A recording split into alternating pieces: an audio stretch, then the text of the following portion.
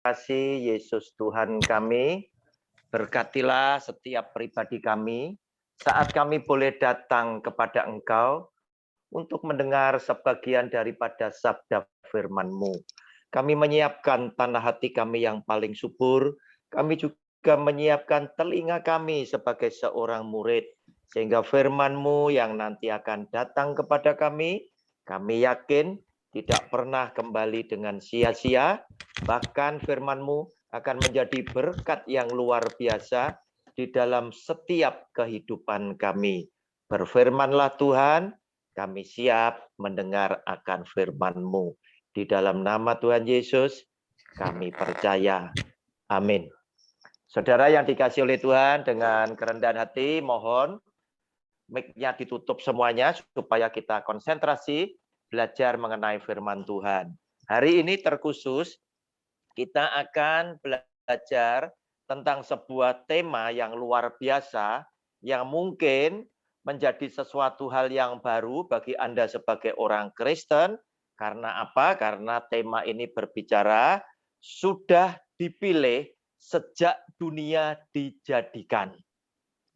Saudara, sudah dipilih sejak dunia dijadikan. Hari ini saya akan lebih fokus berbicara mengenai kehidupan kita sebagai orang Kristen. Kenapa? Karena orang bisa menjadi Kristen itu karena anugerah. Kita berbahagia bisa mengenal kepada Allah, bisa mengenal kepada Kristus karena apa? Kita dipilih, kita diberi kasih karunia. Jika tidak, pasti tidak mungkin. Oleh karena itu, saudara, saya suka merenungkan firman yang keluar dari mulut Tuhan Yesus secara langsung ketika saya harus berbicara mengenai keselamatan, neraka dan surga, mengenai kehidupan orang. Kenapa orang bisa jadi Kristen? Mengenai penghakiman, mengenai upah, mengenai bagaimana orang harus menghadap kepada tahta Kristus dan lain sebagainya, berasal dari firman yang keluar dari mulut Tuhan Yesus sendiri. Saudara, bukan berarti saya menyepelekan apa yang dikatakan oleh para rasulnya, tetapi Anda harus tahu para rasul itu mereka merenungkan, mempelajari firman yang sudah disampaikan oleh Tuhan Yesus, kemudian mereka berusaha untuk menyimpulkan. Nah, saudara, saya lebih suka membaca, merenungkan kata-kata asli Kristus. Nah, saudara, kita lihat lebih dulu Matius pasal 25 ayat 34. Silakan dicatat. Siapkan alat tulisnya, siapkan Alkitabnya. Matius 25 ayat 34, judul bacaannya adalah penghakiman terakhir. Dan raja itu akan berkata kepada mereka yang di sebelah kanannya, "Mari, hai kamu yang diberkati oleh Bapakku, terimalah kerajaan yang telah disediakan bagimu sejak dunia dijadikan." Saudara, juga banyak ayat firman Tuhan yang dikatakan oleh para rasulnya. Tetapi inilah ayat firman Tuhan yang asli keluar dari Tuhan Yesus yang menyatakan bahwa ternyata yang di sebelah kanan, yang dipilah tadi adalah domba yang boleh hidup di dalam hidup kekal dalam kerajaan sorganya. Dan di situ dikatakan bahwa mereka mari datang, masuk ke dalam kerajaan. Engkau yang diberkati karena engkau adalah orang-orang yang sudah dipilih oleh Bapakku sejak dunia dijadikan. Saudara, pastilah hal seperti ini menimbulkan pertanyaan buat kita sebagai orang Kristen. Berarti keselamatan itu sudah ditentukan. Keselamatan itu sudah ditakdirkan. Apa jawabnya? Jawabnya benar. Nah, saudara, hati-hati. Hati-hati. Ketika jawabnya benar, jangan sampai saudara dan saya salah mengambil keputusan. Sebab ada dikaitkan dengan kesimpulan Rasul Paulus yang ada pada Efesus pasal yang kedua.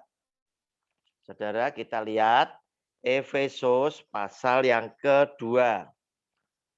Efesus pasal yang kedua, kita lihat ayat ke-8 dan ke-9 yang bunyi firman-Nya demikian. Sebab karena kasih karunia kamu diselamatkan oleh iman. Itu bukan hasil usahamu, tetapi pemberian Allah. Itu bukan hasil pekerjaanmu. Jangan ada orang yang memegahkan diri. Saudara, hati-hati. Ada orang yang memberikan pengajaran karena keselamatan sudah ditentukan, siapa yang bakal masuk neraka, siapa yang bakal masuk surga, kemudian dikaitkan dengan salah satu kesimpulan Rasul Paulus bahwa sebab karena kasih karunia kamu diselamatkan oleh iman. Itu bukan hasil usahamu tetapi pemberian Allah. Itu bukan hasil pekerjaanmu, jangan ada orang yang memegahkan diri. Kemudian diberitakan di dalam pemberitaan firman itu tadi bahwa saudara yang sudah diselamatkan, saudara yang sudah beriman kepada Kristus, tidak perlu bekerja. Engkau percaya saja, engkau pasti selamat. Saudara, hati-hati, apa yang dikatakan oleh pengajar ini jelas bertentangan dengan ayat-ayat firman Tuhan yang lainnya. Memang semuanya itu karena kasih karunia. Semuanya oleh karena saudara beriman kepada Kristus, benar. Tapi bukan berarti Anda harus berdiam diri saja kemudian saudara selamat. Bukan seperti itu. Kenapa? Karena yang pertama kali, sedangkan Anda menjadi Kristen aja, itu karena kasih karunia. Sebab apa yang dikatakan oleh Tuhan Yesus ada pada Yohanes pasal yang ke-6, lebih dulu saya tunjukkan. Orang bisa jadi Kristen itu juga karena kasih karunia. Seandainya Anda tidak jadi Kristen, tentunya Anda tidak beriman kepada Dia juga. Oleh karena itu, silakan dicatat Yohanes pasal 6, ayatnya yang ke-44, firman Tuhan berkata demikian. Tidak ada seorang pun yang dapat datang kepadaku, ku-nya huruf besar, jikalau ia tidak ditarik oleh Bapa, Bapaknya huruf besar, yang mengutus aku. Berarti Bapa yang ada di surga, dan ia akan kubangkitkan pada akhir zaman. Saudara, berarti tidak ada orang yang bisa mengenal, yang tidak ada yang bisa datang kepada Kristus jika itu bukan karena kehendak Bapa menarik orang tersebut sehingga orang tersebut menjadi pengikut Kristus. Itu dia berkata yang pertama. Kemudian Yohanes pasal 15, dia juga berkata, meneguhkan apa yang dia sudah katakan, Yohanes 15 ayat 16, bukan kamu yang memilih aku, tetapi akulah, akunya huruf besar, akulah yang memilih kamu, dan aku telah menetapkan kamu, supaya kamu pergi dan menghasilkan buah, dan buahmu itu tetap, supaya apa yang kamu minta kepada Bapa dalam namaku, diberikannya kepadamu. Saudara, dia yang memilih saudara dan saya menjadi anaknya, menjadi pengikutnya, menjadi anak-anak Tuhan, itu masih memerintahkan supaya Anda dan saya pergi dan menghasilkan buah. Itu berarti Yesus yang adalah Tuhan menginginkan saudara tetap bekerja, mempersembahkan hidupmu kepada Tuhan untuk menjadi berkat bagi banyak orang. Itulah yang menunjukkan bahwa Anda dan saya adalah murid-muridnya. Itulah yang menunjukkan Anda dan saya adalah anak-anaknya Dia. Ketika kita menghasilkan banyak buah-buah kasih kepada sesama yang lain untuk kemuliaan nama Dia. Nah, saudara, kita akan tinggal di dunia. Ya, kita tinggal di dunia, tetapi kita sudah ditentukan, sudah dipilih. Siapa yang bakal masuk surga, siapa yang bakal masuk neraka. Tetapi tunggu keterangan saya nanti di belakang. Jangan buru-buru Anda terlalu senang. Ya, wah saya sudah dipilih, nanti dulu. Saudara, kita lihat lebih dulu Yohanes pasal 15 ayatnya yang ke-19. Sekiranya kamu dari dunia, tentulah dunia mengasihi kamu sebagai miliknya. Tetapi karena kamu bukan dari dunia, melainkan aku, hanya huruf besar, telah memilih kamu dari dunia. Sebab itulah dunia membenci kamu. Kita memang hidup di dunia, saudara. Tetapi Yesus Tuhan telah memilih kita yang hidup di dunia ini untuk menjadi milik Dia. Sehingga ketika kita menjadi milik Kristus, maka dunia itu menjadi tidak bersahabat dengan kita. Sebab kita ini dipilih oleh Kristus untuk menjadi warga kerajaan surga. Nah, saudara, kemudian kita mulai bertanya-tanya. Wah, kalau begitu ini kan takdir. Berarti orang Kristen sudah dipastikan untuk masuk ke dalam kerajaan surga. Saudara, memang Yesus Tuhan berkata, sudah ditentukan, dan Dia berkata kepada domba yang ada di sebelah kanannya, hai mari engkau yang diberkati oleh Bapakku, ya. Engkau yang sudah dipilih, engkau yang sudah ditentukan untuk tinggal di dalam hidup yang kekal dalam kerajaan surga sejak dunia dijadikan. Nah, saudara, tetapi apa yang dikatakan oleh Tuhan Yesus, saudara harus pahami bahwa tidak ada seorang pun yang tahu siapa yang sudah diselamatkan, siapa yang tidak diselamatkan. Semuanya ini menjadi rahasia milik Tuhan. Saudara, itu semua menjadi rahasia milik Tuhan. Sebab tidak ada seorang pun yang akan tahu. Oleh karena itu, saudara, jika orang berkesimpulan, berarti kita sudah ditentukan, tidak usah bekerja apa-apa, kita pasti sudah akan diselamatkan, pastilah itu bertentangan dengan beberapa firman. Saudara, kita lihat lebih dulu, Filipi pasal yang kedua. Saudara, Filipi yang pasal yang kedua, ayatnya yang ke-12. Hai saudara-saudaraku yang kekasih, kamu senantiasa taat, karena itu tetaplah kerjakan keselamatanmu dengan takut dan gentar, bukan saja seperti waktu aku masih hadir, tetapi terlebih pula sekarang waktu aku tidak hadir. Saudara, Rasul Paulus tetap menyarankan agar supaya saudara dan saya tetaplah mengerjakan keselamatan kita. Artinya kita tetap harus berjuang di dalam hidup ini. Jangan sampai kita keluar dari garis kebenaran firman Allah. Kita harus selalu rajin melakukan firman Tuhan di dalam setiap kehidupan kita agar supaya kita senantiasa boleh menjadi anak-anak Tuhan yang dikasih oleh Tuhan dan mengasihi Tuhan. Nah, saudara, demikian pula di dalam Yakobus pasal yang kedua. Yakobus pasal yang kedua. Yakobus pasal yang kedua, ayat 14. Saya bacakan sampai dengan 18 lebih dulu.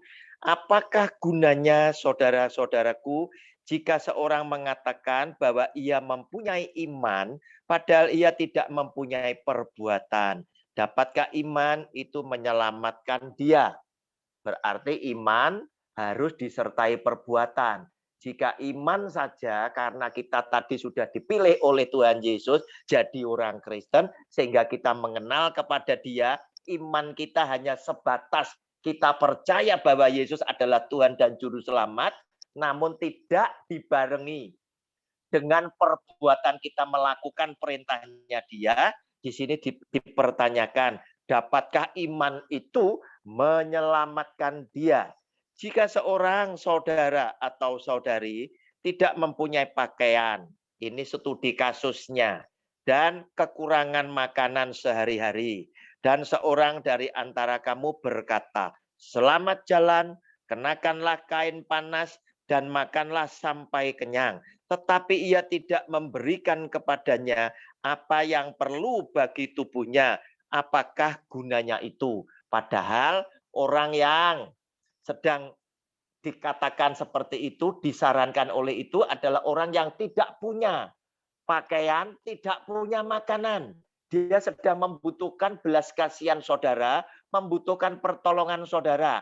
Iman yang sesungguhnya, iman yang sejati, iman yang sempurna, bukan cuma sekedar kata-kata, tetapi dia juga melakukan sehingga orang yang menghadapi kesulitan itu boleh ditolong oleh Tuhan lewat saudara sebagai orang yang beriman itu. 17, demikian juga halnya dengan iman. Jika iman itu tidak disertai perbuatan, maka iman itu pada hakikatnya adalah mati. Tetapi mungkin ada orang berkata, padamu ada iman dan padaku ada perbuatan. Aku akan menjawab dia, tunjukkanlah kepadaku imanmu itu tanpa perbuatan, dan aku akan menunjukkan kepadamu imanku dari perbuatan-perbuatanku. Sebab sebuah keuntungan buat saudara dan saya ketika kita dipilih menjadi orang Kristen, di mana Tuhan Yesus berkata, bukan kamu yang pilih aku, tetapi aku, Kristus, yang pilih kamu. Nah, saudara, sehingga kita memiliki iman percaya kepada Dia, dan lewat firman Tuhan yang Dia beritakan, kita ingin membuat iman ini menjadi sempurna lewat kita melakukan firman Tuhan di dalam kehidupan kita sehari-hari. Ketika orang lapar, saya memberikan makan. Ketika orang haus, saya menyediakan minum. Ketika orang telanjang, saya memberikan dia pakaian. Ketika orang sakit, saya datang untuk menjenguk dan lain sebagainya. Saudara, kemudian kita lanjutkan ayat 19 sampai 24. Engkau percaya bahwa hanya ada satu Allah saja, itu baik. Tetapi setan-setan pun juga percaya akan hal itu dan mereka gemetar. Hai manusia yang bebal, maukah engkau mengakui sekarang bahwa iman tanpa perbuatan adalah iman yang kosong? Bukankah Abraham bapa kita dibenarkan karena perbuatan-perbuatannya? Saudara, silakan dicoret bawahnya, perbuatan-perbuatannya itu penting. Ketika ia mempersembahkan Ishak anaknya di atas mezbah, kamu lihat bahwa iman bekerja sama dengan perbuatan-perbuatan, dan oleh perbuatan-perbuatan itu iman menjadi sempurna. Dengan jalan demikian genaplah nas yang mengatakan, lalu percayalah Abraham kepada Allah, maka Allah memperhitungkan hal itu kepadanya sebagai kebenaran. Karena itu Abraham disebut sahabat Allah. Jadi kamu lihat bahwa manusia dibenarkan karena perbuatan-perbuatannya, dan bukan hanya karena iman. Saudara, berarti jika saudara ingin menjadi sempurna, saudara tidak cukup hanya memiliki iman semata-mata. Tetapi iman ini justru akan disempurnakan jika iman ini disertai dengan perbuatan-perbuatan baik dan benar sesuai dengan firman Tuhan. Nah, saudara, kita lihat sekarang apa yang dikatakan oleh firman Tuhan terkait dengan topik kita bahwa kita sudah dipilih sejak dunia itu dijadikan. 1 Petrus pasal 1 ayatnya yang ke-17. Dan jika kamu menyebutnya Bapa, yaitu Dia, Kristus, yang tanpa memandang muka, menghakimi semua orang menurut perbuatannya, maka hendaklah kamu hidup dalam ketakutan selama kamu menumpang di dunia ini. Saudara, firman Tuhan yang baru saja kita baca, kita renungkan, dan kita pelajari, memberikan peneguhan, kepastian, bahwa walaupun Tuhan sudah menentukan siapa saja yang bakal masuk neraka, siapa saja yang bakal masuk surga, ternyata semua ini tetap dirahasiakan oleh Dia dan tidak ada seorang pun yang mengetahuinya. Oleh karena itu nasihat firman Tuhan tetap mengarah. Engkau harus tetap takut dan gentar. Engkau tetap harus mengerjakan keselamatanmu. Engkau tetap harus mengerjakan imanmu disertai perbuatan sesuai dengan firman-Nya. Agar supaya senantiasa engkau hidup di dalam garis kebenaran firman Tuhan. Dan sampai pada akhirnya kita menerima mahkota kehidupan seperti yang Dia janjikan. Saudara, oleh karena itu jangan teledor, jangan sampai lengah. Sehingga oleh karena pengajaran-pengajaran yang hanya diberitakan untuk menyenangkan hati dan telinga bagi para pendengarnya, mereka ingin mendapatkan jumlah jemaat yang banyak, mereka sepertinya memberikan berita-berita dan janji-janji yang kosong, di mana mereka sampai hati berkata, kamu tidak usah bekerja apa-apa, yang bekerja adalah Tuhan, cukup percaya saja, maka kamu akan selamat. Demi nama Tuhan Yesus, hati-hati, ini adalah pengajaran yang menyesatkan saudara, sehingga jika saudara mengikutinya, saya mengkhawatirkan Anda akan kecewa pada akhirnya, oleh karena firman Tuhan tidak memberikan rekomendasi yang demikian.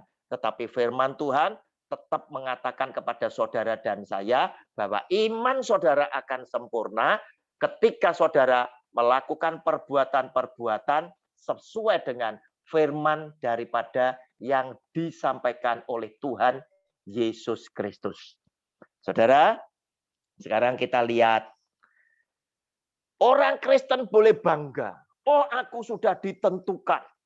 Saudara, walaupun sesungguhnya kita tidak pernah tahu siapa yang diselamatkan, siapa yang tidak diselamatkan. Ya, sebab ada ayat firman Tuhan yang memberi kepastian tentang hal tersebut. Saudara catat Wahyu pasal 3 ayatnya yang ke-5. Saudara, berarti kalau orang ditentukan, berarti sudah ditulis dalam kitab kehidupan namanya terlebih dahulu. Demikian bunyi firman-Nya, Wahyu pasal 3 ayat yang ke-5. Barang siapa menang, ia akan dikenakan pakaian putih yang demikian. Aku, huruf besar ya, di tengah-tengah aku huruf besar, tidak akan menghapus namanya dari kitab kehidupan. Silakan dicoret bawahnya. Aku tidak akan menghapus namanya dari kitab kehidupan, melainkan aku akan mengaku namanya di hadapan Bapakku dan di hadapan para malaikatnya. Saudara, kenapa saya katakan? Silakan Anda garis bawahi. Aku tidak akan menghapus namanya dari kitab kehidupan.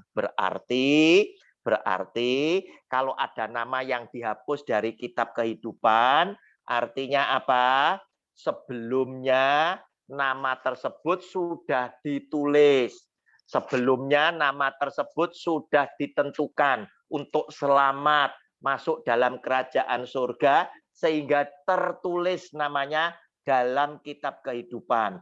Tetapi ingat, hati-hati, jika Anda tidak waspada, tidak mengerjakan keselamatanmu, engkau tidak setia dengan imanmu, dengan perbuatan-perbuatan baik dan benar, bisa-bisa nama yang sudah tertulis di dalam kitab kehidupan itu dihapuskan. Oleh karena itu, dia berkata, barang siapa menang, artinya sampai tarikan nafas yang terakhir, orang ini meninggal, ternyata orang ini dinilai oleh Tuhan sebagai orang yang saleh, orang yang setia, mendengar firman Tuhan dan melakukan firman Tuhan di dalam hidupnya sehari-hari, maka orang ini disebut orang yang menang. Dan dikatakan, aku tidak akan menghapus namanya dari kitab kehidupan, melainkan aku akan mengaku namanya di hadapan Bapakku dan di hadapan para malaikatnya. Saudara, ayat Wahyu pasal 13, Wahyu pasal 13 ayat yang ke-8 juga menunjukkan bahwa ditentukan, ditakdirkan itu betul, tetapi tidak ada seorang pun yang tahu karena ini menjadi rahasia milik Tuhan, ya. Saudara, mungkin Anda bisa membaca nanti kalau tidak salah di Amsal atau di mana dikatakan kemuliaan raja adalah karena raja ini punya kuasa untuk memeriksa. Tetapi kemuliaan Tuhan karena Tuhan merahasiakan. Nah, saudara, inilah ayat ke-8 dari Wahyu pasal 13 berkata demikian. Dan semua orang yang diam di atas bumi akan menyembahnya. Menyembah apa? Menyembah binatang yang keluar dari dalam laut, yaitu tokohnya 666.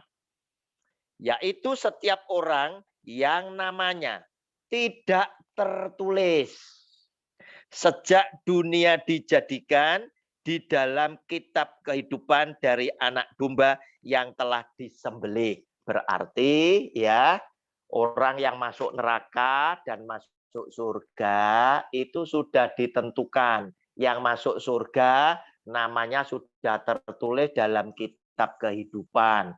Yang masuk neraka namanya tidak ada di dalam kitab kehidupan.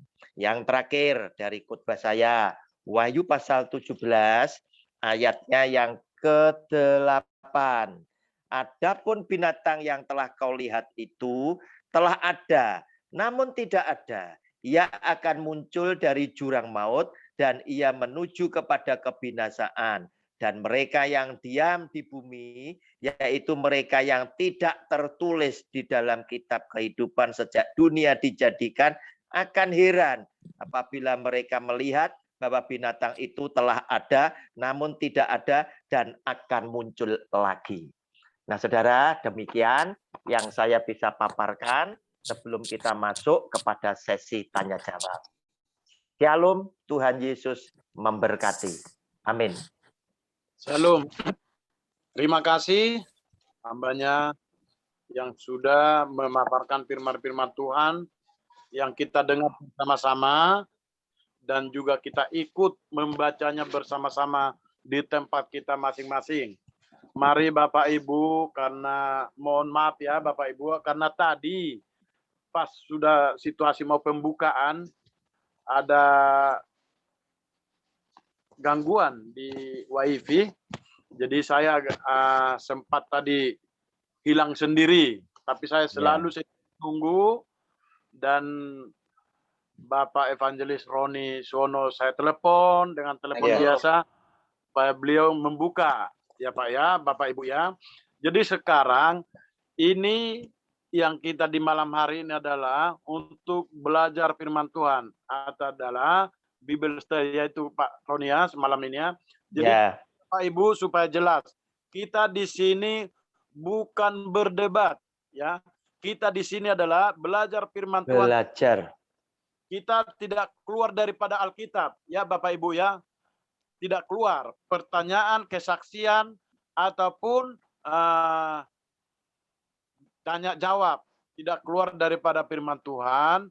Jadi tiba saatnya kita boleh bertanya ya, boleh kesaksian ya, boleh membacakan apa yang kita yang terlewatkan ya Bapak Ibu ya, boleh memberitahukan apa yang terlewatkan yang barusan yang dijabarkan beliau, yang ikut kita bersama-sama membaca.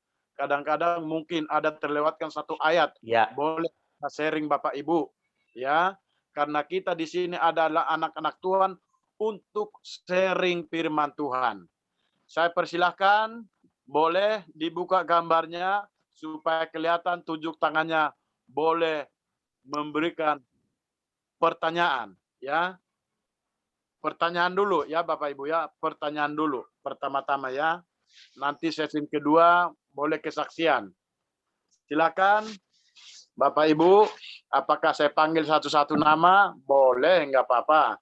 Ibu Jen Silakan. atau Grace, Pung, ataupun Bulan, ataupun Apriando, ya, ataupun Ibu Irawati, Adi Subrata, Lydia Lalang, Ana Suharti, Mikael Haryanto, Abid Nego, Ibu Alfrida Rida. Boleh bertanya sekarang. Nenek, boleh. Wani Sarjono, Edward, Bapak Edward. LZ7, P. Panggabean, boleh Bapak. Priscila Atik, Susilawati. Silakan yang sudah saya panggil nama satu-satu, boleh bertanya Bapak Ibu. Marwati, Najara, boleh. Yohanes, Eko Purnomo. Silakan, siapa yang mau bertanya? Hadir ketua. Oh, Ketua puji Tuhan. Pak Bandar, shalom. Panggabean. Silakan Pak. Siapa yang mau bertanya? Shalom Pak Roni. Shalom, shalom. Ya, Shalom. puji Tuhan Pak, saya dapat materi yang sangat memberkati pada malam hari ini. Iya Pak. Satu tema dan topik yang sangat menarik sekali Pak. Iya. Ya, dengan tema yang Bapak sudah paparkan pada malam hari ini, saya mau bertanya Pak kepada Pak Roni. Silakan Pak. Mengenai satu isu ataupun beberapa doktrin yang agak sedikit berbeda satu dengan yang lain. Yang sisi satu mengatakan bahwa Kristus mati untuk semua orang, dan Kristus mati untuk sebagian orang. Artinya tidak terlepas dari tema predestinasi kedaulatan Tuhan. Tadi sudah saya catat di situ mengenai tentang pre-knowledge atau pra-pengetahuan Tuhan. Tentang pilihannya berdasarkan pra-pengetahuan Allah. Artinya Allah tidak menciptakan dosa atau bertanggung jawab atas dosa yang sudah dilakukan manusia. Pertanyaan saya begini Pak, kan ada beberapa tanggapan yang mengatakan bahwa Kristus itu mati untuk sebagian orang, artinya orang-orang yang sudah dipilih, ditetapkan untuk diselamatkan. Juga ada Kristus mati untuk semua orang, artinya semua mempunyai kans atau kesempatan untuk diselamatkan. Jadi ada dua pandangan yang berbeda. Dan yang saya mau tanya kepada Bapak, bagaimana tanggapan Bapak dengan kedua pandangan tersebut? Terima kasih banyak Bapak, Tuhan Yesus memberkati Pak. Amin. Terima kasih Pak Panggabean. Senang kalau Bapak ini kameranya dibuka loh Pak, supaya semua mengenal Bapak. Iya. Bisa Pak, kameranya dibuka Pak. Pak Panggabean, waduh kemana ini? Iya Pak. Bentar saja, enggak apa-apa Pak. Oke Pak Panggabean. Nah gini, jadi saya ngobrol suka melihat Bapak juga. Bentar-bentar saya carinya. Aduh, saya akan pakai handphone. Oke. Sebelum saya menjawab Pak Panggabean, saya ingin nanya lebih dulu. Memang ada dua pandangan. Ketika Tuhan Yesus mati di atas kayu salib, pandangan yang pertama berkata, Dia hanya mengampuni orang yang percaya kepada Dia. Yang satunya bilang, Dia mengampuni semua orang yang ada di dunia ini. Sebelum saya menjawab, saya ingin lebih tahu, lebih dulu mengetahui Pak Panggabean cenderung yang mana? Anda punya pandangan yang mana dulu? Nanti saya jawab dasarnya ayat Alkitab. Kenapa? Karena saya yakin setiap orang Kristen harusnya itu menghindari perdebatan. Sebab apa? Orang Kristen yang sejati akan percaya dengan apa yang tertulis. Pak Panggabean? Ya Pak. Betul ya? Dari pandangan saya begini Pak. Kalau dari pandangan saya ada dua sisi Pak. Kalau kita memandang dari sisi antroposentris, artinya di situ disentralkan kepada responsibility ataupun tanggung jawab manusia sebagai manusia beriman. Percaya kepada Tuhan sebagai juru selamat. Jadi ada satu refleksi dari kata percaya tersebut. Nah, yang kedua, ada dari sisi teosentris, artinya dari kedaulatan Allah, seperti yang Bapak paparkan tadi, bahwa kita diselamatkan hanya oleh karena iman, bukan oleh perbuatan baik. Nah, di situ ada sisi kedaulatan Allah, Pak. Artinya bahwa memang Allah yang berdaulat atas segala sesuatu. Jadi ada dua sisi pandangannya, sebenarnya kedua-duanya benar, Pak. Tidak ada yang salah di situ. Tidak jauh berbeda dengan pandangan bahwa Kristus mati untuk kata dari kata semua orangnya ini kan ada yang beranggapan semua orang percaya atau seluruh dunia, begitu loh Pak. Artinya iya. Ya, dari tanggapan itu yang bisa saya sampaikan kepada Bapak. Oke, Begitu aja, Pak. Oke. Jadi saya senang, Pak, ketika menerima firman yang keluar dari Tuhan Yesus, saya senang menerima seperti anak kecil, Pak, yang dikasih tahu oleh bapaknya dan percaya. Kenapa? Karena jika hal itu penting menurut Tuhan Yesus, tentunya dia akan menyampaikan dengan kata-kata yang tidak perlu ditafsir. Sama seperti Pak Panggabean, Anda sebagai seorang papa, kalau ada hal yang penting, Anda harus sampaikan kepada anak yang Anda cintai. Tentunya Anda akan berusaha. Anak Bapak itu mengerti. Anak Bapak tidak bingung. Anak Bapak tidak menduga-duga. Berarti Bapak akan bicara dengan bahasa yang mudah ditangkap, mudah dimengerti, mudah difahami. Demikian pula Kristus. Dia akan berbicara tentang hal-hal yang esensial itu kepada kita dengan bahasa yang sederhana. Nah, dia baru berbicara kepada orang yang dia benci, yang dia tidak suka, yaitu ahli Taurat dan orang-orang ahli Taurat dan imam-imam ini tadi, itu dengan bahasa perumpamaan. Sampai para muridnya bertanya, "Guru, ngapain engkau berbicara dengan mereka dengan perumpamaan?" Nah, Pak Panggabean nanti selidiki ya, apa yang dikatakan Tuhan Yesus itu tadi. Dia berkata, "Aku berbicara dengan perumpamaan, aku memang tidak ingin. Mereka mendengar, kemudian mereka mengerti. Mereka melihat, kemudian mereka melihat dengan mata, kemudian mereka menangkap.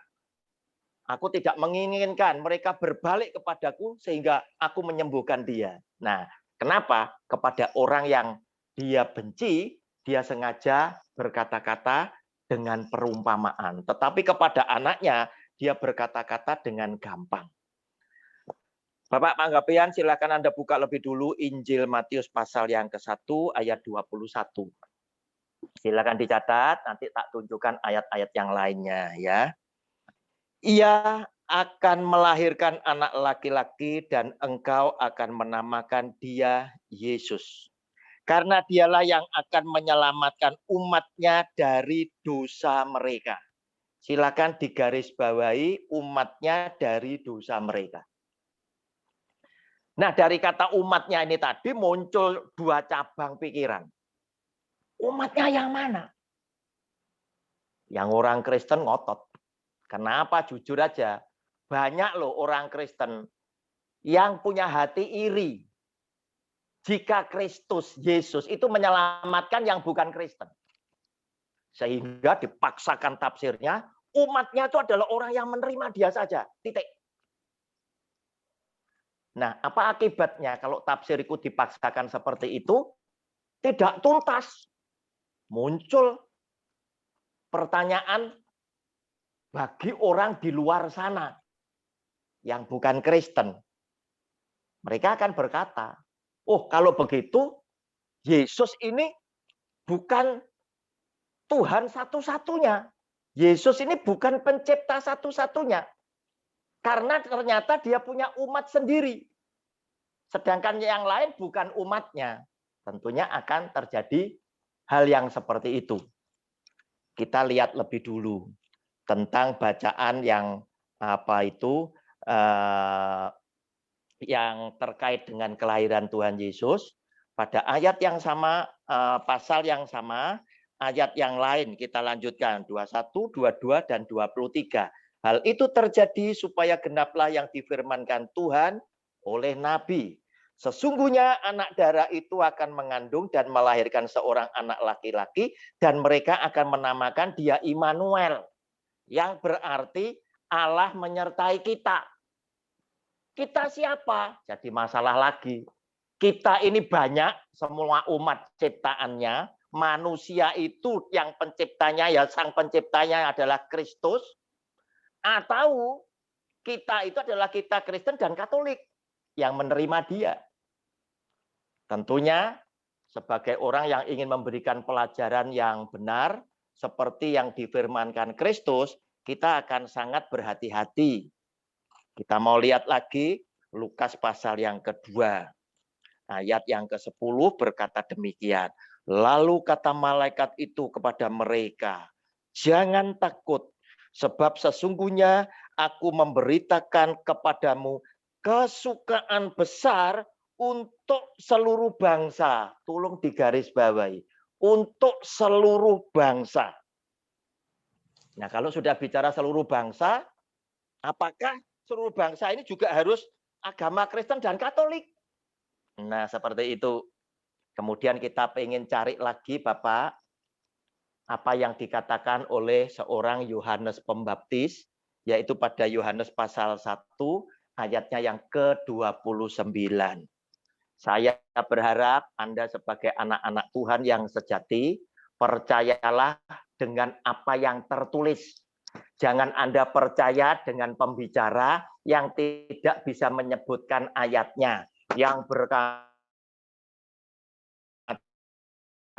ayatnya loh, di mana mereka tidak bisa tunjukkan ke saya. Itu kesimpulan mereka, akibat pandangan mereka muncullah pernyataan bahwa perbuatan baik tidak bisa menyelamatkan. Ayatnya mana tidak ada. Berarti itu kesimpulan otak manusia. Dan Yesus Tuhan selalu berkata, semua orang aku hakimi, semua orang aku beri upah. Berdasarkan apa? Perbuatan. Sebab apa? Yesus tidak kaitkan dengan iman, sebab Yesus yang adalah Tuhan tahu bahwa iman tidak bisa lepas dari perbuatan. Nanti kalau ada yang pertanyaan lain, baru akan saya kasih contoh. Sekarang saya bacakan Yohanes pasal 1 ayat 29 berkata demikian. Pada keesokan harinya, Yohanes melihat Yesus datang kepadanya dan ia berkata, silakan digarisbawahi, lihatlah anak domba Allah yang menghapus dosa dunia. Demikian Pak Panggabean, kesimpulan saya tetap kembali kepada yang tertulis bahwa Yesus Tuhan ketika di atas kayu salib, dia itu menyelesaikan dosa dunia. Semua orang diselesaikan. Nah, selanjutnya tentunya Yesus Tuhan berkata, sama seperti ketika dia berkata dengan perempuan yang berzina itu tadi, mulai sekarang jangan berbuat dosa lagi. Titik. Oleh karena itu, Rasul Paulus berkata, jangan kamu berdosa lagi sehingga kamu akan menyalibkan Kristus untuk kedua kalinya. Demikian Pak Panggabean, terima kasih. Ya Pak, jadi sudah disimpulkan sama Bapak tadi. Ya, maksud saya perbuatan baik ya sebagai satu tanggung jawab kita sebagai, saya katakan tadi, sebagai orang percaya. Kan ada maksudnya tidak hanya perbuatan baik kalau tidak disertai dengan iman percaya kepada Kristus. Nah, itu kematian Kristus itu kan adalah sebuah panggilan atau tawaran yang universal. Artinya manusia harus meresponinya dengan tanggung jawab. Ya tentunya dengan berbuah di dalam kehidupannya, seperti dikatakan menghasilkan buah. Nah, tadi yang Bapak katakan bahwa perbuatan baik tidak menyelamatkan, dari sisi pertanyaannya, apakah perbuatan baik itu diselamatkan tanpa percaya dan iman kepada Kristus? Maksud saya dalam ranah konteks tersebut, Pak Roni. Terima kasih, Pak. Tuhan memberkati. Terima kasih. Tadi saya katakan ada pengajar yang ngotot, Pak, dengan ajarannya. Dia berkata bahwa perbuatan baik tidak menyelamatkan. Saya protes dengan ajaran ini, Bapak. Ya, kenapa? Karena mereka ini tidak bisa menyebutkan ayatnya. Di Alkitab itu tidak ada. Sedangkan Pak Panggabean, Bapak bisa mencatat, ya, mencatat. Tadi saya katakan untuk surga dan neraka, saya lebih suka merenungkan firman yang keluar dari mulut Tuhan Yesus sendiri. Karena apa? 1000% pasti benar. Ya, Bapak bisa catat lebih dulu Matius 16 ayat 27. Dikatakan di situ, sebab anak manusia akan datang dalam kemuliaan Bapanya, diiringi malaikat-malaikatnya. Pada waktu itu, ianya huruf besar, akan membalas setiap orang menurut perbuatannya. Sehingga saya berkesimpulan, karena begitu banyak dia singgung ini, juga ada di dalam Wahyu pasal 20 ayat 12-13, Wahyu 22 ayat 12-13, Matius 7 ayat 21, semua itu menjurus kepada perbuatannya. Sehingga saya berkesimpulan, karena apa? Saya melihat di dalam Matius pasal 8, mulai ayat 5 hingga ayat 13 tentang perwira di Kapernaum, khususnya ayat 10, apa yang dikatakan oleh Tuhan Yesus kepada perwira orang Romawi itu bukan orang Yahudi, bukan pengikut Kristus, dia justru berkata, iman sebesar ini tidak pernah kujumpai walaupun di tengah-tengah orang Israel. Nah, jika Yesus yang adalah Tuhan itu berkata-kata dengan hati yang paling dalam, saya yakin orang Romawi ini pasti diselamatkan lewat perbuatannya yang mengandung iman. Sebab saya berkesimpulan perbuatan baik dan benar itu tidak ada yang tidak mengandung iman, walaupun itu dilakukan oleh orang yang belum percaya kepada Kristus. Artinya bukan beragama Kristen dan Katolik. Demikian Pak Panggabean. Ya, terima kasih Pak untuk paparannya. Ya. Tuhan Yesus memberkati Pak Roni. Ya, terima kasih Pak Panggabean. Terima kasih sudah terjawab semua Pak Panggabean, sudah. Terima kasih sudah Pak. Itu terima kasih. paparannya sudah saya sedengarkan tadi. Terima kasih Pak. Terima kasih. Silakan Pak Situmeang, barangkali ada peserta yang lain. Sharing firman dari pertanyaan Pak Panggabean, dan begitu juga ada kira 2 kali pertanyaan ya dari tadi. Tapi bisa terjawab semua dengan jawabnya yang ada firman Tuhan semua di Alkitab. Mari Bapak Ibu yang terkasih, ya, yang mau bertanya, ya, silakan. Silakan Bapak Ibu. Ini tolong gambarnya semua, nggak ada gambarnya nih Bapak Ibu. Ya, silakan. Ibu Susi kali itu tadi angkat tangan. Oh, Bu Susi, silakan Bu Susi. Bu Susi, silakan. Iya. Silakan. Iya. Pertanyaan saya begini, Pak. Oh iya, Bu Susi, silakan. Saya kan Muslim ya, Pak ya. Siapa Bu? Siapa Bu? Latar belakang saya kan Muslim. Oh, oke. Oke, Bu. Jadi saya sudah mendengarkan banyak pemaparan Bapak yang memang membuat akhirnya lebih jelas. Iya. Dan saya percaya banget bahwa semua keselamatan adalah kedaulatan Tuhan menurut saya. Betul. Dengan adanya kita percaya, lalu melakukan atau mengerjakan keselamatan itu sendiri, maka akhirnya kita diselamatkan. Dan kalau saya dulu kan berjuang, Pak. Betul. Menjadi selamat dengan kekuatan saya sendiri. Tapi yang saya pertanyakan adalah keselamatan yang diberikan kasih karunia yang diberikan dengan kasih karunia itu kepada kita, namun kok masih banyak kan firman Tuhan dari kemarin saya mengikuti bahwa sebenarnya Tuhan memberitahu dengan jelas kepada setiap anak-anaknya.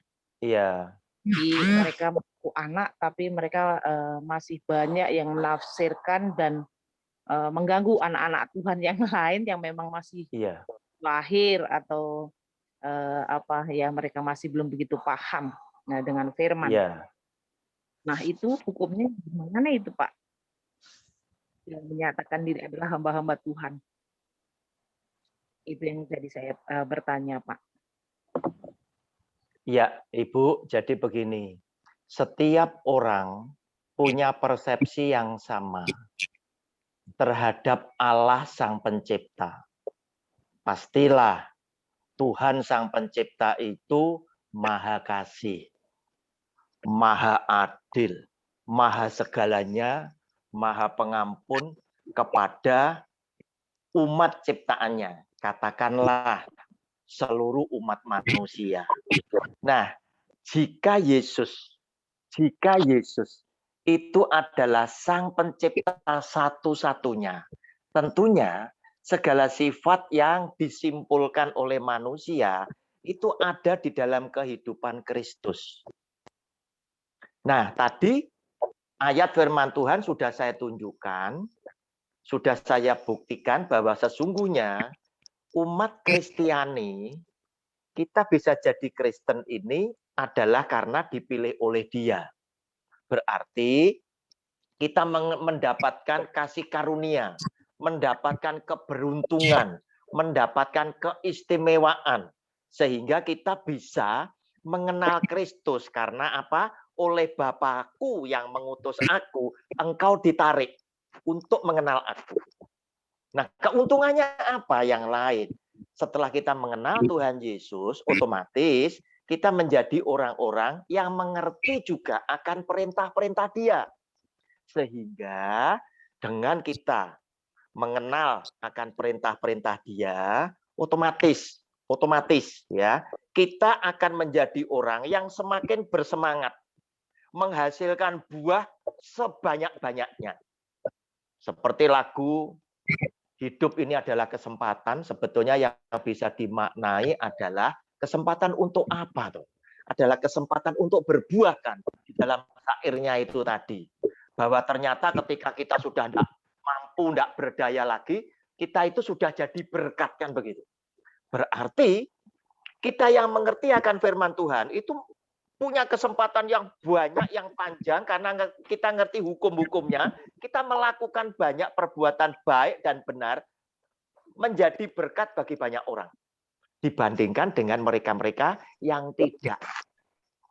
Tetapi Tuhan yang sama, pencipta yang satu, yaitu Yesus Kristus Tuhan, tentunya Dia adalah Allah yang maha ini tadi, maha segalanya. Dia juga adalah Tuhan yang bisa maklum dengan keadaan orang-orang di sana. Yang lahir. Katakanlah, Bu Susi ini lebih bisa merasakan karena apa? Anda punya background bukan lahir dari keluarga yang sejak Anda lahir sudah mengenal Kristus. Tentunya Anda ini bisa membayangkan, bisa flashback ke belakang. Seandainya aku tidak ditangkap oleh Kristus, diberi kasih karunia, aku tidak jadi Kristen hari ini, aku jadi apa? Tentu Anda punya pergumulan di situ. Tetapi kemudian setelah Anda mendalami Alkitab, isi hati Tuhan ini, akhirnya Bu Susi pun tahu bahwa ternyata Tuhan itu mengasihi semua umat ciptaannya dan hanya Dia yang punya hak untuk menghakimi, menentukan neraka dan surga, bukan agama, bukan manusia, bukan pendeta. Nah, saudara, justru di dalam bacaan buku ini tadi, Alkitab ini mengandung begitu banyak isi hati Tuhan yang kita bisa mengerti. Ketika keselamatan diumpamakan oleh Dia sebagai upah yang 1 dinar. Di situ ada beberapa gelombang karyawan kebun anggur, pekerja kebun anggur yang masuk menjadi pekerja tuannya tadi. Ada yang mulai jam 5 pagi, ada yang tengah hari jam 12, ada yang mulai jam 4. Dan semua setelah selesai jam 5, semua diberi upah. Saudara, sengaja yang diberi upah adalah yang masuk terakhir, 1 dinar. Yang berikutnya di tengah-tengah juga dikasih 1 dinar. Belum terlalu protes. Tetapi yang masuk paling awal sudah berpikiran, pastilah aku mendapat lebih dari 1 dinar. Ternyata dia kecewa. Dia pun mendapat upah 1 dinar yang sama.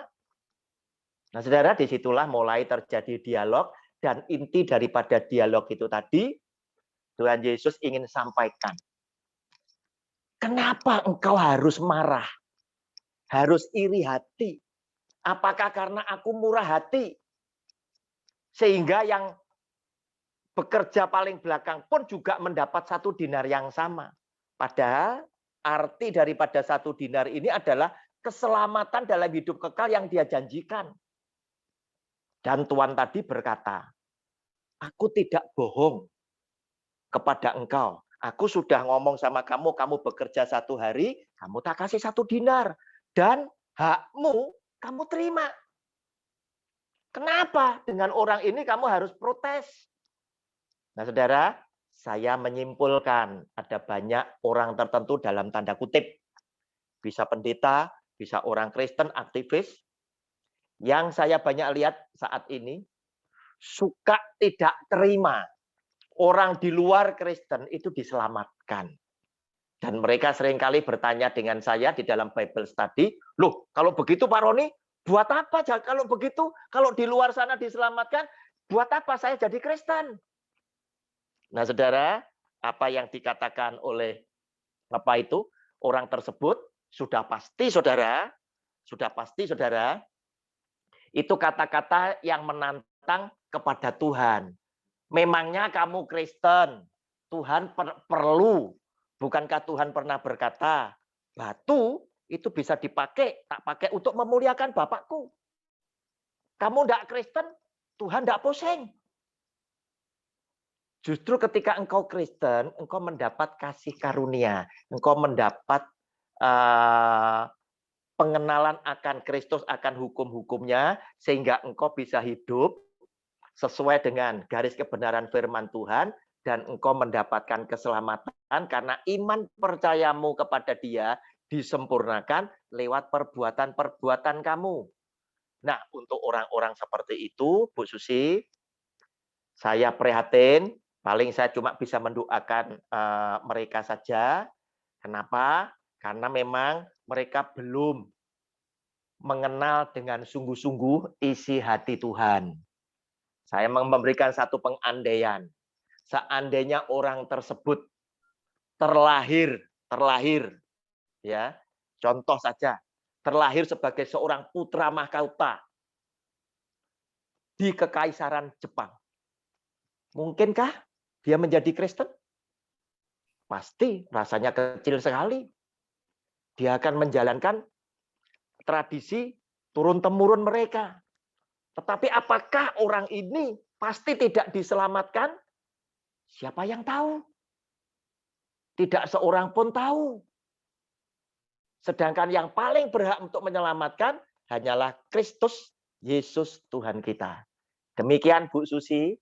Apakah ada yang masih kurang terjawab? Terima kasih. Terima kasih atas pemaparannya yang luar biasa. Kembali saya diingatkan dengan semua ini. Terima kasih Pak Roni. Terima kasih Bu Susi, terima kasih.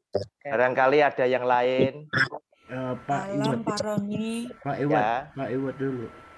Pak Edward, kelihatannya Pak Situmeyang terpental lagi ini ya, kelihatannya ya. Iya betul. Salam Pak Roni. Oh ya shalom sebentar. Tadi Pak Hari bilang kok Pak Edward dulu atau Bu Hana dulu? Nah, Pak Edward dulu.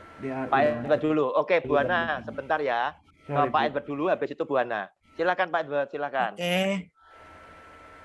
Silakan Pak Edward. Pak Edward. Hari ini yang Pesertanya juga banyak loh, 26 ini. Silakan Pak Edward. Pak Edward. Oh, Pak Edward enggak ada sudah. Ada. Pak Edward tadi udah lihat ya. Ya, Tolong Pak hidupkan, mic-nya Pak. Ya Pak udah, Edward. udah. Ya, salam. Shalom Pak Edward, silakan Pak. Ya, ini Pak, kita tahu ya, konsep tamatan kan yang saya pahami kan ada dua. Ya. Yang tetap selamat dan yang selamatan itu bisa hilang. Iya.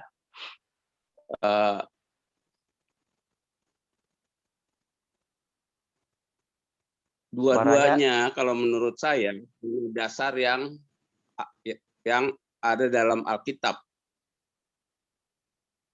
Ya Pak. Dua-duanya ada dasar. Iya. Dua-duanya punya dasar, tapi sekarang pertanyaan saya, bagaimana kita menyikapi dua konsep ini, Pak? Terima kasih. Oke, saya ngerti. Terima kasih, Pak Edward. Saya tidak setuju kalau dikatakan dua-duanya ada dalam Alkitab. Tidak, Pak. Satu, yaitu keselamatan bisa hilang, yaitu Pak Edward tadi nyatet tidak? Wahyu pasal 3 ayat 5, Pak. Bahwa itu bisa dihapus namanya. Berarti bisa hilang, Pak. Saya bacakan Wahyu pasal 3 ayat 5, ya. Barang siapa menang, ia akan dikenakan pakaian putih yang demikian. Aku huruf besar, Yesus Tuhan. Karena ini wahyu ya. Wahyu berarti wahyu Tuhan Yesus. Baca Wahyu pasal 1 ya nanti ya. Nah, aku tidak akan menghapus namanya dari kitab kehidupan. Berarti bisa dihapus. Nah, berarti bisa hilang, Pak. Nah, sehingga pandangan Pak Edward yang dua-duanya ada dasar Alkitabnya salah. Cuma satu. Tidak mungkin ya. Satu persoalan jawabnya dua. Itu tidak mungkin. Contoh, Abraham mempersembahkan versi kita adalah anaknya adalah Ishak. Saudara kita di seberang bilang Ismail. Persoalannya satu, jawabannya dua. Pasti tidak mungkin. Salah satu benar, salah satu salah. Demikian pula tadi yang diungkapkan oleh Pak Edward. Ada konsep yang bilang keselamatan itu sudah pasti dia terima.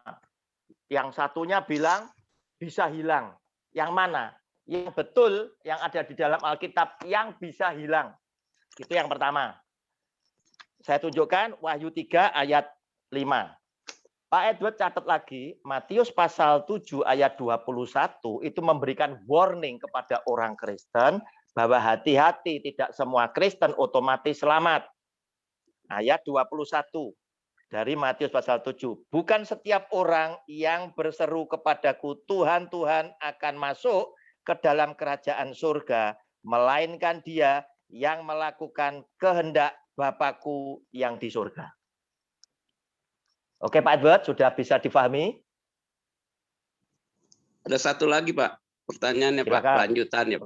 Oke, ini Pak. Jadi kalau begitu kita belum bisa katakan, sampai sekarang nih kita atau saya belum bisa mengatakan saya itu selamat Pak. Anda tidak pernah tahu. Ya. Jadi orang Kristen nggak boleh mengaku kalau dia sudah diselamatkan ya Pak.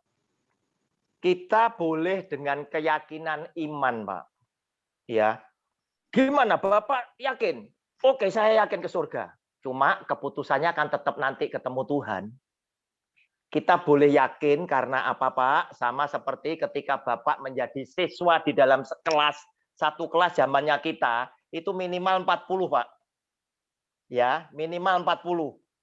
Nah, dari pelajaran yang diterima, dari ulangan yang ditempuh, nilai Bapak, kurang lebih Bapak bisa ngukur. Kira-kira Bapak siswa itu ranking berapa, Bapak bisa kira-kira. Demikian pula di dalam kehidupan kekristenan, kita pun bisa tahu kecintaan kita kepada Kristus seberapa. Ketaatan saya terhadap firman Kristus itu seberapa. Sehingga bisa dipakai untuk modal kita berhadapan muka dengan Kristus. Kurang lebihnya saya itu anak yang mengasihi Tuhan seperti apa sih? Itu kurang lebihnya seperti itu. Contoh, saya selalu katakan di dalam ibadah tatap muka. Dan saya selalu kritik, jemaat yang pertama kali adalah yang suka datang terlambat.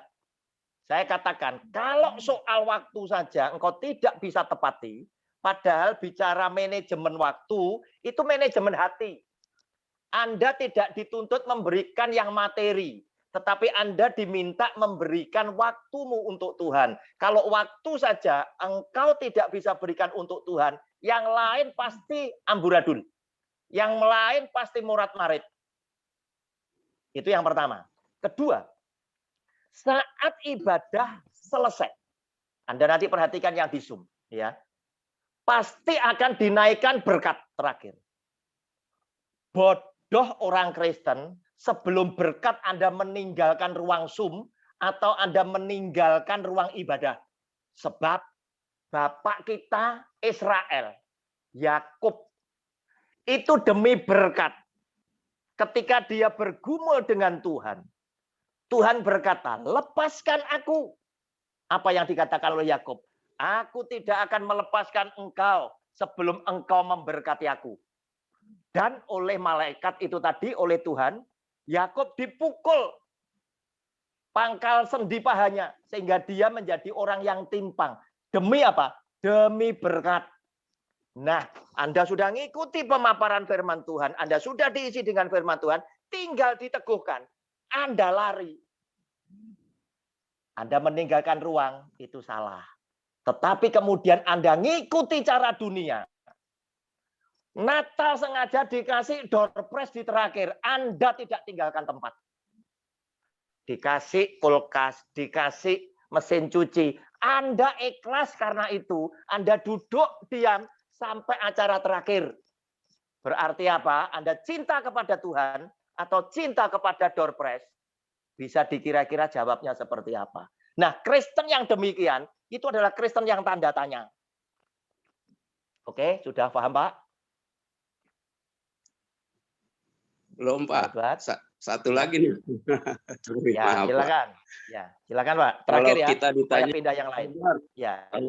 Kalau saya tanya, Pak Edward, apakah kamu sudah pasti selamat? Kalau saya jawab insya Allah, bagaimana, Pak? Insya Allah itu bahasanya kita, Pak. Di dalam Ibrani, ya. Aku mau ke kota anu, aku mau berdagang ini dan lain sebagainya. Nah, itu ayatnya ada di Ibrani. Insya Allah itu milik kita, bukan milik sana. Karena Alkitab itu lahir lebih dulu. Tetapi karena kita jarang menggunakannya, seakan-akan insya Allah punya sana. Insya Allah punya kita, Pak. Itu tadi. Nah, Anda boleh berkata seperti itu. Tetapi jika Anda adalah orang yang yakin, engkau punya kecintaan yang luar biasa kepada Tuhanmu, dan engkau selalu melakukan firman Tuhan bersama istri dan keluargamu, Bapak tidak salah bilang, saya yakin saya sudah diselamatkan. Sebab apa? Anda betul-betul bela Kristus dengan segala firman-Nya. Itu Pak Edward. Ya, terima kasih Pak. Tuhan terima kasih. Sama-sama. Shalom Pak Roni. Oke. Shalom Pak. Nah, Pak Roni. Sebentar. Ibu Ana dulu. Sebentar Pak, saya putar ke Bu Hana dulu ya. Silakan Bu Hana. Habis ini siapa nih? Yang Shalom tadi siapa ya? Saya Pak. Panggabean. Oh Pak Panggabean yang tadi. Ya betul. Oke. Ya Pak. Ya silakan Bu Hana lebih dulu. Ayo Ibu Ana. Bu Hana, silakan. Shalom. Ya, shalom. Ya. Ini berasal. Keren nggak Pak Roni? Ya, suaranya agak putus-putus, enggak apa-apa, masih bisa didengar. Oh ya. Kalau saya ini kan dari ya golongan orang yang seharusnya tidak mendapatkan keselamatan. Ya, oke. Nah, saya kan sudah mendapatkan keselamatan dari Tuhan. Ya. Apakah keselamatan itu kira-kira bisa hilang nggak dari saya? Pastinya bisa dong. Tadi kan sudah saya bacakan. Matius 7:21 merupakan warning dari Tuhan Yesus untuk setiap orang Kristen. Iya, bukan setiap orang yang berseru kepadaku Tuhan, Tuhan akan masuk ke dalam kerajaan surga, melainkan dia yang melakukan kehendak Bapakku yang di surga. Berarti kita harus setiap hari itu rajin melakukan firman Tuhan di dalam hidup kita sampai kepada tarikan nafas yang paling akhir. Kemudian Wahyu pasal 3 ayat ke-5. Kita kan sudah ditentukan yang masuk neraka dan masuk surga. Hanya saja oleh Tuhan Yesus dijadikan sebuah rahasia bagi dia. Ya, dipakai oleh dia sebagai rahasia dari dia. Sehingga jika orang-orang itu berbuat salah yang fatal dan lain sebagainya, namanya bisa dihapuskan. Barang siapa menang, ia akan dikenakan pakaian putih yang demikian. Aku tidak akan menghapus namanya dari kitab kehidupan. Berarti ada juga yang dihapuskan. Begitu loh. Paham, Bu Ana? Wahyu pasal 3 ayat yang ke-5. Paham. Yang paham saya ya? sekarang ingin tanyakan Pak Roni, Ya. bagaimana cara kita untuk bertahan taat kepada Tuhan supaya nama kita tidak terhapus dari buku kehidupan? Ya, yang pertama, Anda dan saya harus selalu mengerjakan keselamatan kita seperti yang disarankan oleh Rasul Paulus pada Filipi pasal 2 ayat 12 tadi. Yang pertama itu, kita penting mengerjakan, rajin melakukan firman Tuhan ya. Dan kita senantiasa kembali kepada hukumnya dia. Hukumnya dia kan hukum kasih toh. Iya, kasihlah Tuhan Allahmu, kasihlah sesamamu manusia. Dua hukum ini kata Tuhan Yesus itu sama. Hukum yang kedua yang mendatar itu ternyata sama dengan yang pertama, yaitu 4 yang pertama ke atas, 6 yang lainnya itu ke samping, yang ke horizontal ya. Sebab apa dikatakan sama? Ternyata ketika saya melakukan sesuatu kepada sesama saya, saudaraku yang paling hina ini, maka kamu sudah melakukan terhadap aku, hanya huruf besar, yaitu Matius 25 ayat 40 digarisbawahi ya, dicatat ya. Berarti kalau saya semakin menunjukkan ya, mengekspresikan hidup saya, mengasihi sesama yang lain, berarti itu sama dengan saya melakukan kepada Kristus Yesus, Tuhan saya. Semakin Anda melakukan hal yang seperti itu, tanpa pamrih dan lain sebagainya, maka Anda akan semakin yakin kadar daripada kecintaan Anda kepada Tuhan seperti apa, yang tahu adalah Mbak Hana sendiri. Sehingga kalau Anda itu adalah orang yang setia sampai masa tua, sampai tarikan nafas yang terakhir, kita boleh yakin bahwa nama saya pasti akan tetap ada di dalam kitab kehidupan. Terima kasih Pak Roni penjelasannya. Terima kasih. Oke, ada yang lain tadi ya, Pak Panggabean, silakan Pak. Puji Tuhan, tadi saya sudah dengar pemaparan dari Bapak sebelumnya tentang keselamatan bisa hilang atau tidak bisa hilang. Iya. Tadi saya tangkap dari kesimpulan Pak Roni bahwa ada keselamatan di luar Kristus, Pak. Yang saya tangkap tadi. Lalu yang kedua, menurut saya, maafkan saya Pak ya, ini hanya pandangan saya Pak. Boleh, Pak. Ini hanya pandangan saya, bolehlah kita berbeda dalam satu sisi. Enggak apa-apa Pak. Menurut saya, keselamatan itu Pak, itu tidak bisa hilang Pak. Kalau kita lihat dari Yohanes 10 ayat yang ke-28 dan ke-29. Bentar. Saya buka juga. Yohanes 10 ayat yang ke-28 dan ke-29. 10, 28. Ya. 28. 29. Iya. Dan aku memberikan hidup yang kekal kepada mereka dan mereka pasti tidak akan binasa sampai selama-lamanya dan seorang pun tidak akan merebut mereka dari tanganku. Bapakku yang memberikan mereka kepadaku lebih besar daripada siapapun dan seorang pun tidak dapat merebut mereka dari tangan Bapa. Jadi artinya saya tidak mengecilkan kedaulatan Allah, ya, ketetapan Allah, dan juga tidak mengecilkan kehendak bebas manusia, Pak. Maksud saya begini, Pak, artinya bahwa Tuhan berdaulat, ya, atas segala sesuatu. Kalau Yohanes 14 ayat 6 dikatakan tadi, Pak, bahwa kalau kita baca Yohanes 14 ayat yang ke-6, Pak.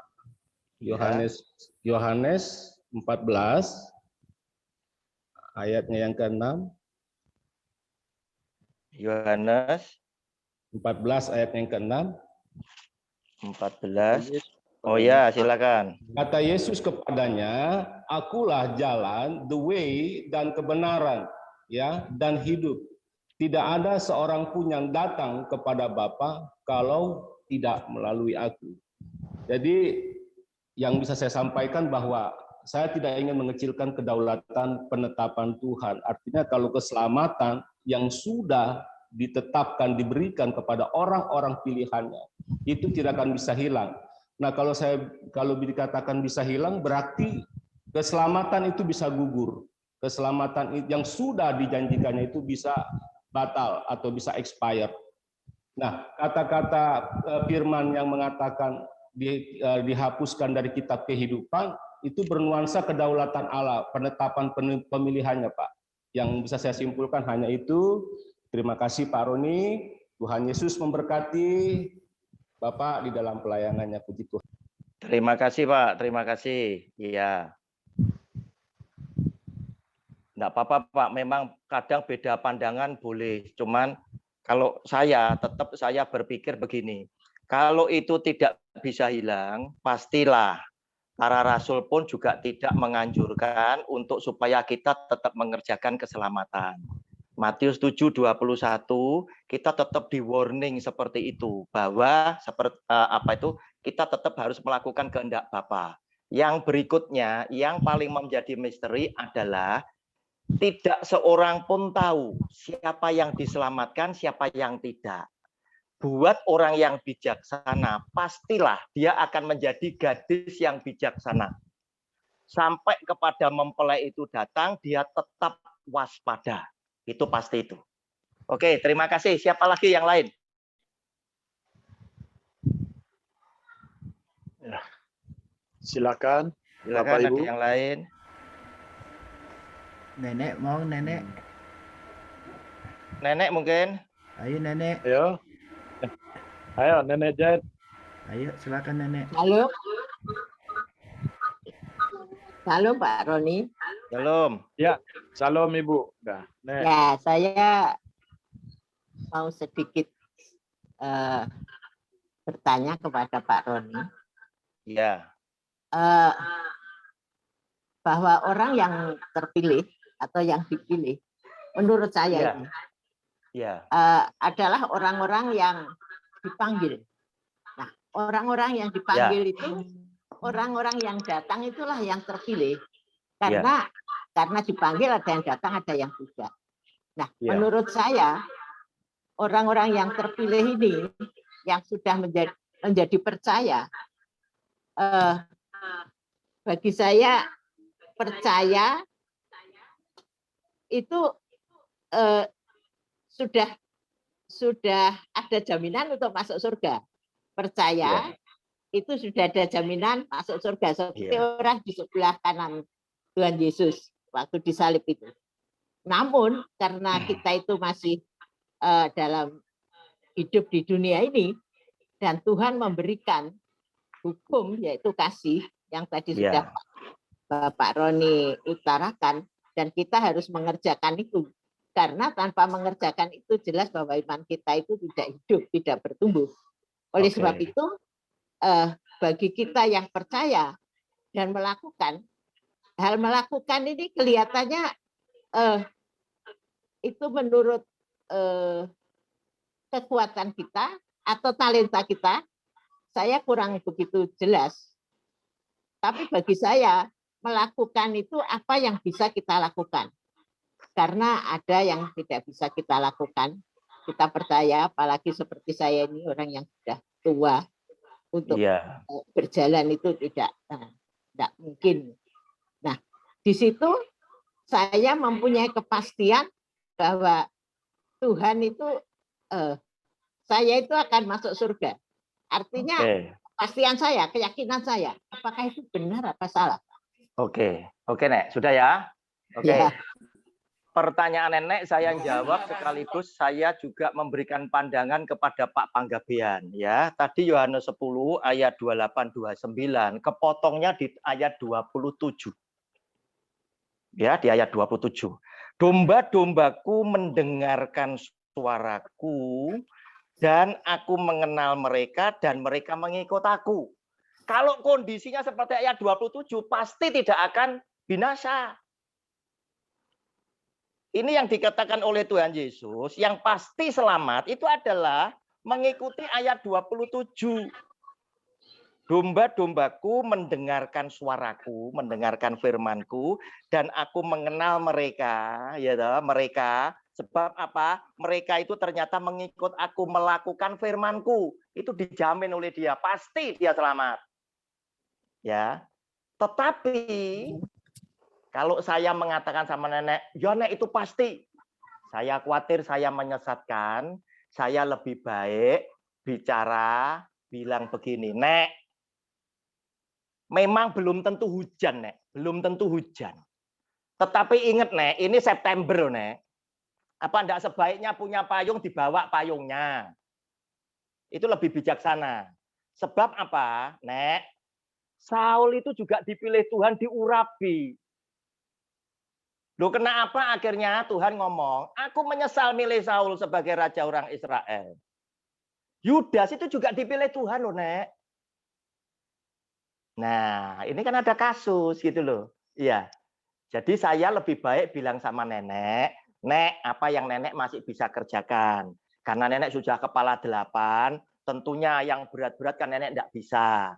Tetapi kalau urusan berdoa Nenek kan bisa kan. Berbuat, memberikan nasihat kepada yang muda-muda untuk meninggalkan dosa kan masih bisa. Ya, itu aja yang Nenek kerjakan dengan rajin sampai tarikan nafas yang terakhir. Sama dengan saya kasih tahu, Nek, memang belum tentu hujan, tetapi wong punya payung, ngapain sih enggak dibawa wong payung aja kok.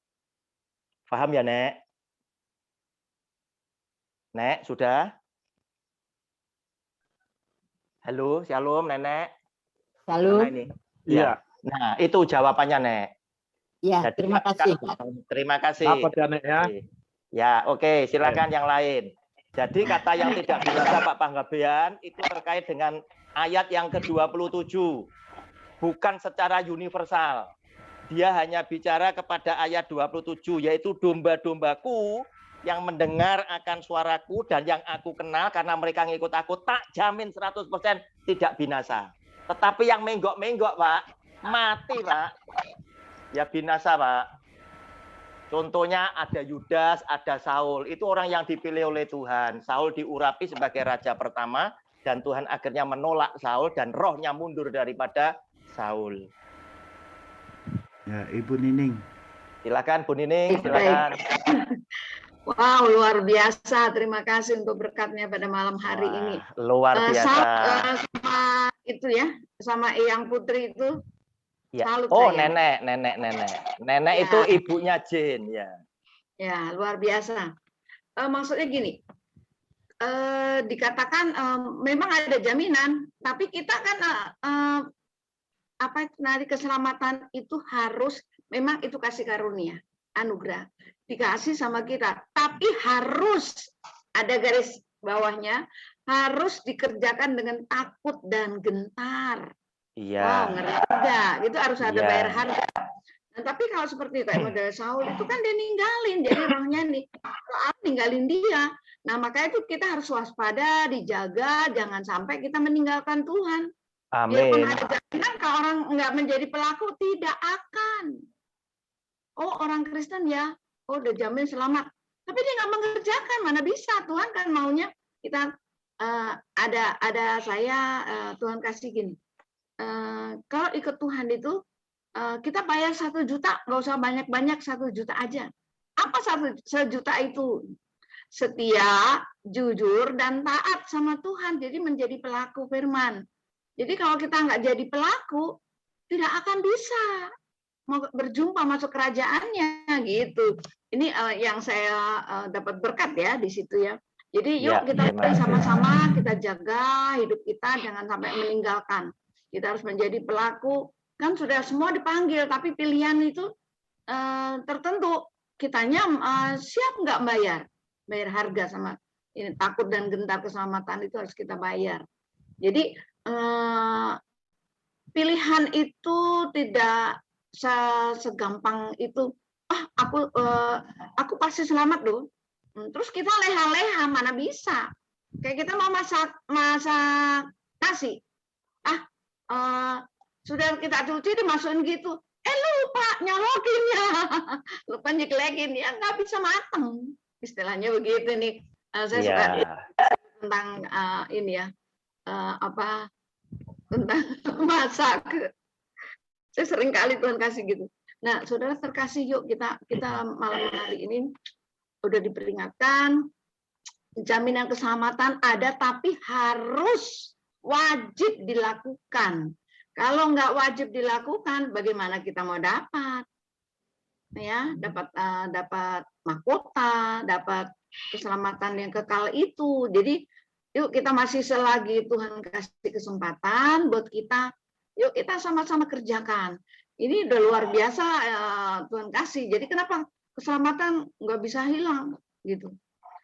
Memang kalau yang mengerjakan, kalau yang nggak mengerjakan, bagaimana kita masuk dalam rumah Bapa kerajaannya? Nggak bisa. Nah, jadi kita harus bayar harga. Tuhan Yesus saja sudah bayar harga luar biasa untuk menyelamatkan kita. Nah sekarang apa respon kita untuk mengerjakan dengan sungguh-sungguh? Amin. Mungkin segitu aja dulu. Amin. Terima kasih Tante. Terima kasih. Ya, terima kasih Pak Roni. Terima kasih Bu Nining. Memang keselamatan itu ibarat orang yang juara, Bu. Harus dipertahankan. Amin. Ya. Suka kan nonton balap Valentino Rossi? Suka kan? Dia juara 1 terus. Tapi sekarang dia lepas itu. Karena dia mungkin usia, mungkin apa, dia lemah kan lama-lama. Disalib oleh yang lain. Nah sama dengan keselamatan itu jangan lengah kita. Disalib oleh yang lain-lain. Yang terdepan jadi terbelakang nanti. Yang terbelakang jadi ke depan. Jadi kita juga pertahankan keselamatan itu. Sampai tarikan nafas terakhir kata Pak Roni tadi. Iya, betul. Karena tanpa kita pertahankan, ucul Bu, kata orang Jawa. Ya, betul. Firman terima Tuhan, kasih, Pak. Ya, terima kasih. Firman Tuhan tidak pernah kontradiktif satu dengan lainnya, tetapi saling mendukung, saling menunjang. Saling berkaitan. Ya. Oke, silakan yang lain.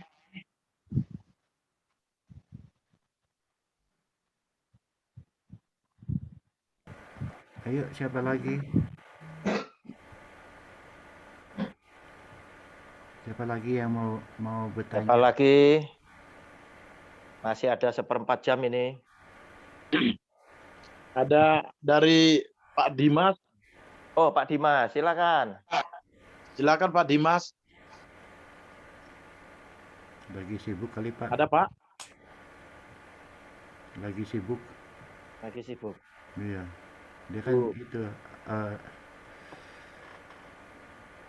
Kompas TV. Ada dari Bapak Pendeta Edward ya Pak ya? Edward udah. Dia lupa matiin. Pak Edward sudah ya. Nah, STT siapa mau nanya? STT? Enggak ada itu Pak, enggak ada.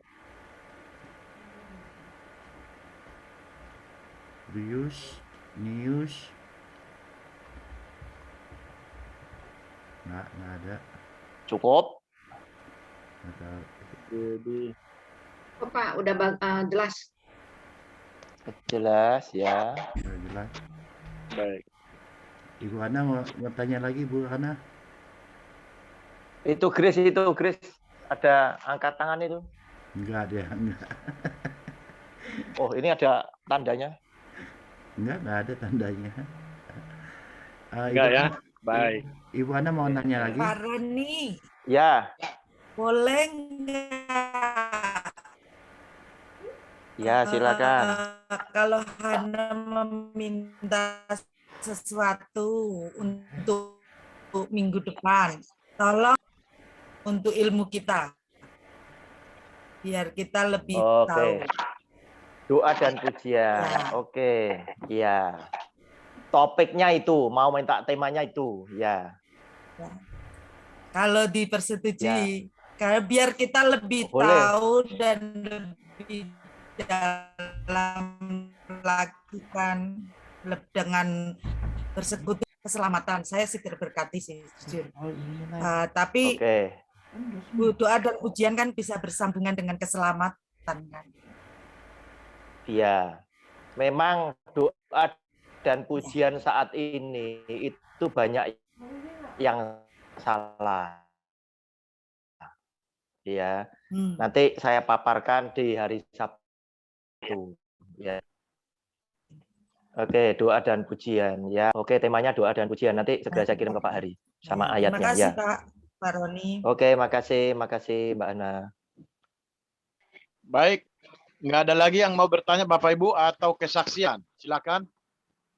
Boleh.